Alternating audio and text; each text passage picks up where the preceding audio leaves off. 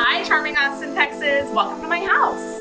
Today we visit the home of Molly Kendrick. Molly sold her much larger home in the suburbs to live smaller in the city, and she has no regrets. Join us as we explore her Bohemian, Maximalist, mid-century bungalow in Austin, Texas. We can't wait to go in and show you around. Hi. So this is our 1,000 square foot bungalow in Crestview in Austin. We started renting this house in 2019. And the lead up to that was that when my husband and I were apartment living for years and years, we reached a point in our careers where everyone was telling us, you gotta buy a house. Like, you gotta stop renting, you gotta buy a house. So we couldn't afford to buy a house in Austin. And we bought a house out in the suburbs that was a great house. It was a big house. It had a lot of light. It was really beautiful. And the longer we lived there, the more claustrophobic I felt. The fact that we couldn't run into town to go to the Central Library, to get a drink at Violet Crown, all the things that we valued was really a struggle for me. And then once I had a baby, it became even more of a struggle. I really missed the community of the city.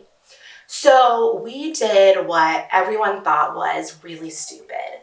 And we sold our house and we made almost no money on it and we rented in the city. And we got this house and it was kind of grimy and also my dream house. It was old, it was ramshackle, it was kind of falling apart, but it was right in this neighborhood. My parents live a block or two, they live 2 blocks away.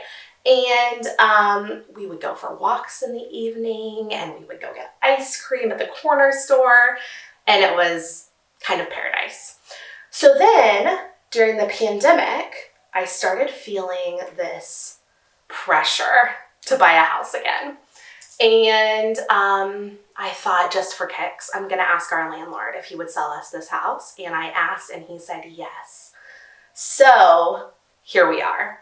And my husband and I did a lot of updates to this house that were very cheap.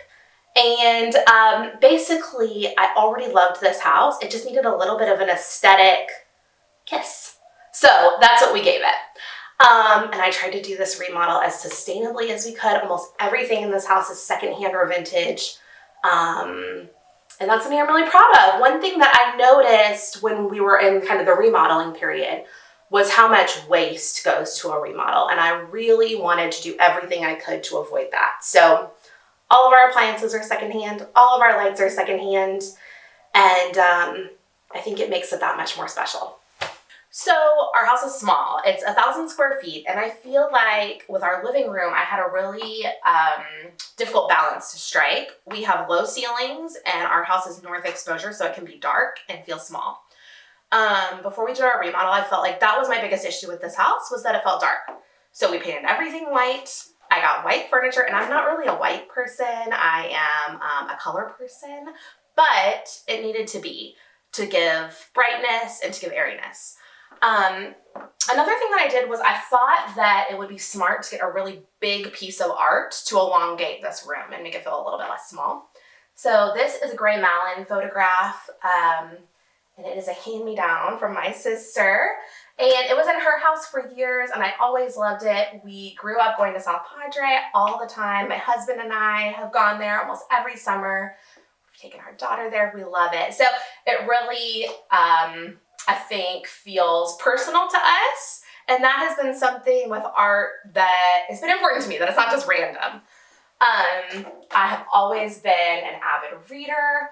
And before we moved into this house, we had floor-to-ceiling bookshelves in almost every room, and this house did not have room for that. So I really had to narrow down, like, what books do I care about in this house? So we still have lots of books. We have bookshelves everywhere, but they're books that have been meaningful in my own life or my husband's life.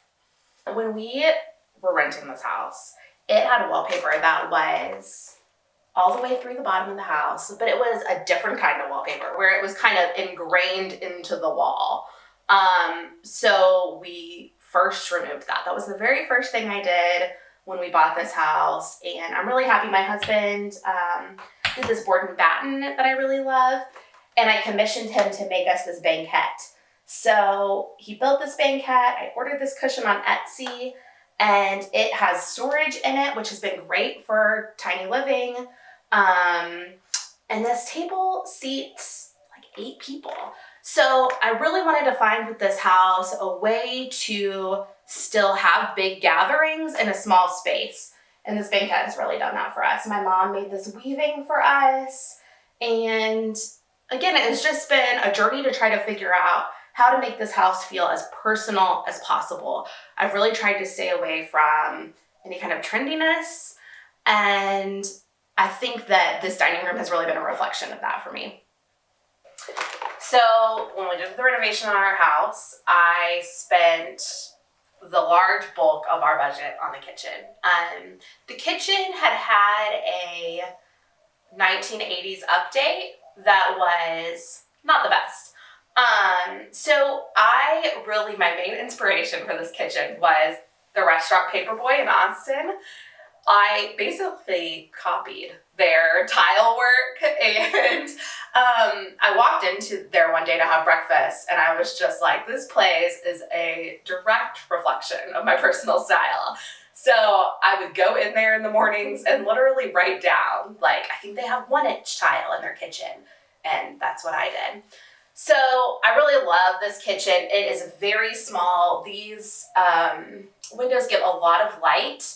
And we had up to the ceiling cabinets, closed oak cabinets.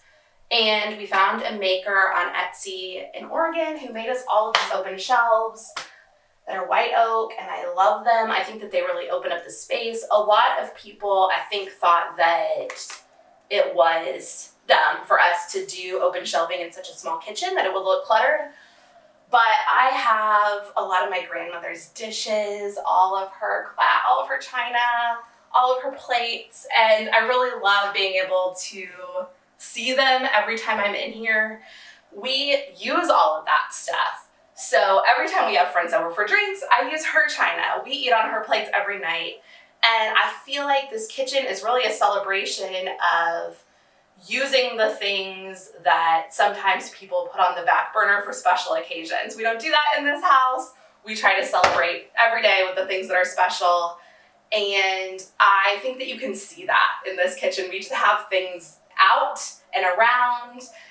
I think the tricky part is for someone who loves stuff as much as I do to not let things feel cluttered and overwhelming. So that's been a difficult balance to strike. But I think that keeping all the walls white and the tile white has really helped with that. Our bedroom, to me, needed to be a place that me or my husband could really retreat to. In a house where there's not a second living room, where there's not any other kind of place to leave than the living room, this is a room that both of us will come into to read, to just kind of get away from the rest of the house. We have a 5-year-old who is wonderful and so loud. So, sometimes we escape in here. These windows, I really have loved for our house. Weirdly, they bring light into the whole house. I think our house is small enough that light just kind of flows through and through. So they're a real gift to this house. And in this room, I've tried to make the art as truly personal as possible. This is a painting that our daughter did that I love. A poster from Ava Brothers at Red Rocks that we went to last summer. There are sketches throughout our house by my cousin Becca, who's an incredible artist. Me with our dog, one over there of me and Adam.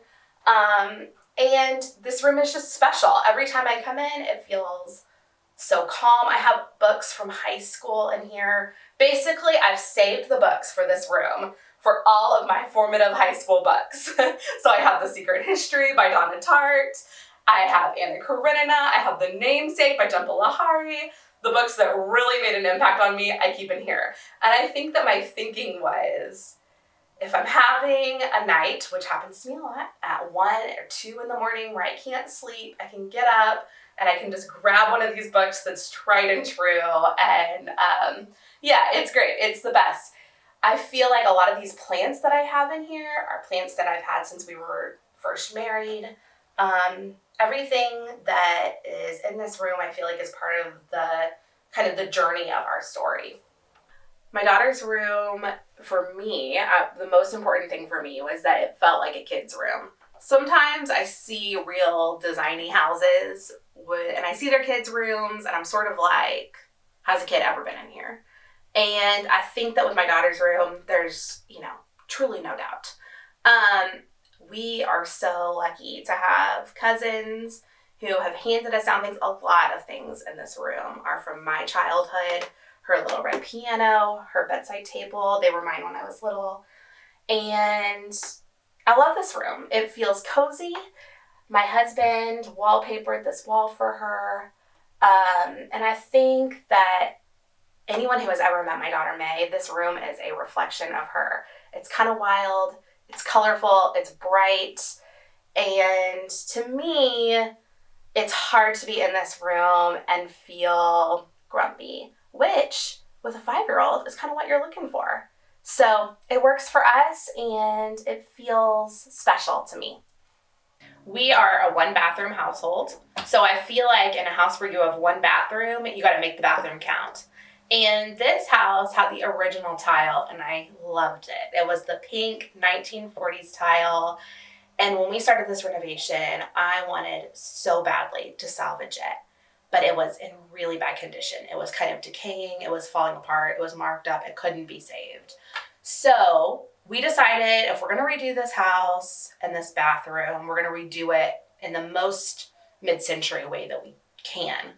So we have the orange Sausalito tile on the floor and the straight stack tile behind me that are both pretty mid-century. And we've tried to keep that with the lines, like very clean lines. My husband redid this medicine cabinet that was original to the house but was very banged up and just tried to restore it to its former glory. In other areas of our house, we couldn't necessarily keep the mid-century vibe as much as I would have wanted to. Financially, we couldn't. But I felt like the bathroom was a place where we could really try to keep it feeling like 1948 in here. So I've done that in a way that feels still like our style, and I love this room. This is our covered porch. When we found this rental, it was probably January, February, and I knew that the heat of Texas was coming, and I wanted us to have a place outside that we could spend a lot of time at, that we were not going to be scorching in. So this covered deck really has been this place for us. I would say we spend more time out here than we do in our house living room. In Austin, the joy is that you can be outside most of the year. So I have really used this space to be my maximalist space. Everything that I felt like I couldn't do inside because it would feel claustrophobic, I've done outside. So I've mixed patterns, I've done bright colors, we've got my disco ball. I've tried to make it as much a reflection of me as I can, and my husband, who also lives here. I came to gardening in the pandemic, and I have really gone crazy with the gardens in this house. And it feels like it could be the countryside as much as it could be the city here. And I really treasure that about this house, and it's probably the reason that we'll never move. This backyard keeps me in this house. It has always been my dream to live really far out in the country, and that is not going to happen for us. So I love animals. My husband loves animals. My ultimate dream is to have a dog rescue, which, we'll see. But we really wanted to get chickens. So my husband and my dad worked for almost a year on building this shed that could double as storage for our chicken coop. We met a woman in our neighborhood who had just bought a house. She had the chicken coop in the backyard. She didn't want the chicken coop in the backyard. So my husband went over, he dismantled it, he put it in our backyard, and we bought 8 chicks that are now 8 chickens, and we get 8 eggs a day, and it's so fun. For us, the eggs are really fun, but they are our pets. We love them. My daughter goes back there and plays with them every night. So it's been actually a lot of work, but a lot of fun work. I would describe my design style as bohemian, eclectic.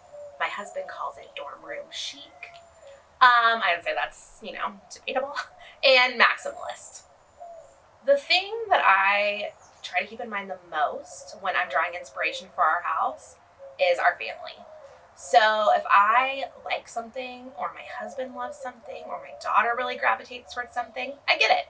And I don't think about if it goes together, if it's gonna work. I do not overthink it, I just get it.